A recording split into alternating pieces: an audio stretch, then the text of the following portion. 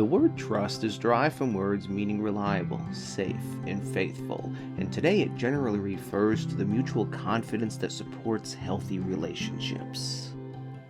Without trust, you prevent strong relationships from forming, resulting in empty promises and stymied progress. And yet, when you do have trust, you become empowered with integrity and confidence, empowering relationships with mutual support and benefit. The question becomes, what are you doing today to foster trust?